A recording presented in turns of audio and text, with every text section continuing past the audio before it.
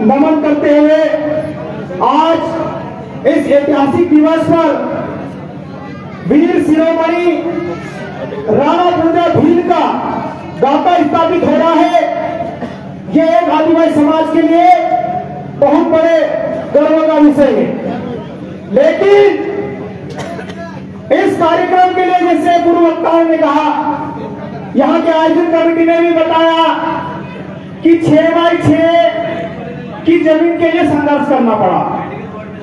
मैं यहाँ पर प्रशासन से निवेदन करना चाहता हूँ, उनसे कहना चाहता हूँ कि क्या हम परमिशन लेकर स्थापित करें या ऐसे ही कर दें?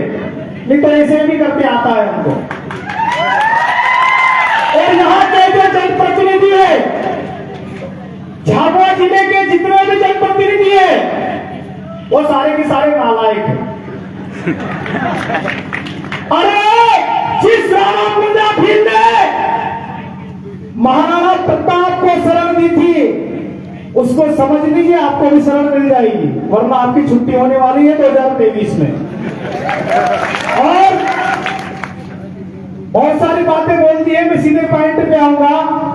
कांति भाई, आपने बोला अच्छा भी लगा बुरा भी लगा, लेकिन मैं आपको एक चीज और कहना चाहता हूं कि हम मध्य प्रदेश के जो जेएस के युवा हैं, किसी और के लिए अभी लड़ने का हमारे पास टाइम नहीं है, क्योंकि हम लोग अभी आपस में लड़ रहे हैं।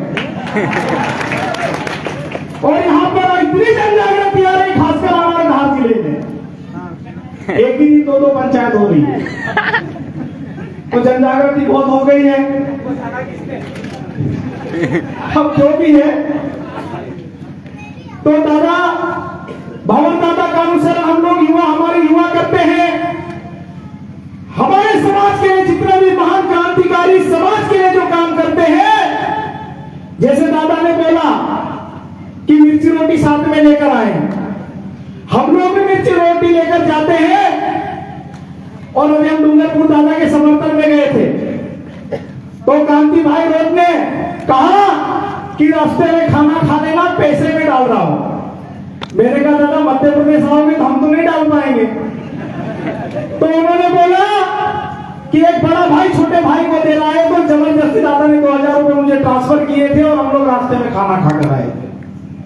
तो साथियों, ये जो प्रेम है, ये जो स्नेह है, आज चाहे वो मध्य प्रदेश का आदिवासी हो, चाहे वो राजस्थान का आदिवासी हो, चाहे वो झारखंड का आदिवासी हो, चाहे वो गुजरात का आदिवासी हो, चाहे वो महाराष्ट्र का आदिवासी हो, एक प्रेम है। हम लोग राजस्थान में जाते हैं तो ऐसा लगता नहीं कि राजस्थान में आए हैं, हम लोग महाराष्ट्र में जाते हैं तो लगता नहीं कि महाराष्ट्र में आए, क्योंकि वहां पर भी जाते हैं, अपने लोग मिलते हैं, वो लोग भी हमारे यहाँ आते हैं, हम लोग मिलते हैं, तो एक जो भाईचारा मिला है। लेकिन जिस षड्यंत्र पूर्वक जो विचारधारा हमारे बीच काम कर रही है, ये कम से कम डाले बहुत कम लोगों को पता हुआ होगा। ये काला कलर थोड़ा अच्छा नहीं लग रहा था है ना, तो कोई बात नहीं साथियों।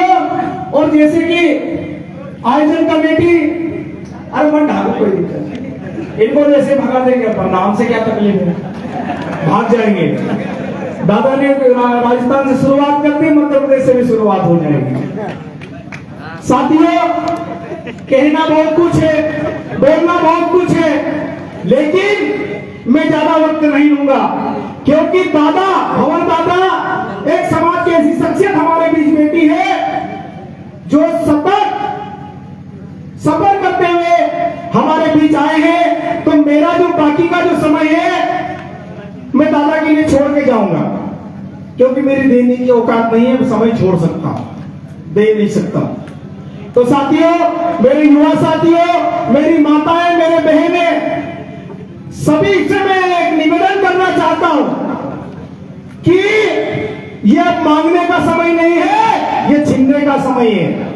और आपके धार जिले में या आपके झाबुआ जिले में एक ही भूरिया हुआ, ये अभी आजकल जो भूरिया चल रहे हैं वो दमदार लोग नहीं है। समझ गए होंगे ना मेरा इशारा किधर है। तो साथियों, इन्हीं लोग, यही लोग हमको इकट्ठा होने देना नहीं चाहते, यही लोग हमको समाज में जनजागृति लाने नहीं देना चाहते हैं, क्योंकि इनकी दुकानदारी बंद हो जाएगी। लेकिन आप सबको मैं कहना चाहता हूं डरने की आवश्यकता नहीं, लड़ने की आवश्यकता है। ये कम लोग नहीं है, बहुत ज्यादा लोग हैं और हमारे लोग काम कर रहे हैं। पहले तो प्रशासन ने डिस्टर्ब किया और बाकी नेताओं ने थोड़ा बहुत काम किया होगा कि वहां उधर बच जाना, वो भड़काएंगे। राजस्थान के भी लोग आ रहे हैं, बहुत सारी बातें बोलकर हमारे ही लोगों को तोड़ने का काम किया जा रहा है और हमारे ही लोग टूटते भी जा रहे हैं। लेकिन ये 2023 के बाद ठीक हो जाएगा, मुझे ऐसा लगता है, क्योंकि जन जागृति बहुत ज्यादा आ गई है मध्य प्रदेश में। तो साथियों, बातें बहुत सारी है। कांति भाई जैसे मुझे भी बहुत सारा गुस्सा आ रहा है, लेकिन दबाकर जा रहा हूं। बोलना बहुत कुछ है, लेकिन इस आयोजन कमेटी को, इस युवा टीम को मैं कहना चाहता हूं कि जब भी हमारी आवश्यकता लगे खाली मैसेज डाल देना। हम जैसे कांति भाई रोहित ने कहा है कि ये गमछा कफन भी है, तो हम लोग तो मरने से डरते भी नहीं है। और मैं कांति भाई और राजस्थान की टीम से कहना चाहता हूं कि वो भोपाल में एक सचिव बैठा है, वो आपका बाल भी उखाड़ नहीं सकता, क्योंकि हम लोग भी यहां पर बैठे हुए और आपको सुरक्षित राजस्थान में किसी में भी हिम्मत नहीं है। आपको हाथ लगाने की बहुत दूर है, आपको उंगली में नहीं दिखा सकते। मैं चैलेंज करके जा रहा हूं उन लोगों को, इसलिए आप लोग आए हैं, भील प्रदेश में आप लोग बैठे हो, तो आंडू पांडू लोगों की आवश्यकता नहीं है। बहुत अच्छा लगा यहां पर आकर। इतना संघर्ष के बाद आपने एक महान शख्सियत की मूर्ति यहां पर लगाई है, बिठाई है। उसके विचारों का अनुसरण हम लोग करेंगे, उसके विचारों को हम जन जन तक पहुंचाएंगे कि वो राणा कुंजा भील कोई मामूली आदमी नहीं था।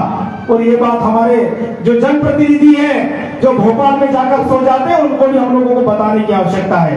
बहुत बहुत धन्यवाद। एक बार सभी पांडाल जोर से नारे लगाएंगे। हम वहां का तो अभी फिलहाल तो जो भी है, लेकिन बता देना एक ही करके।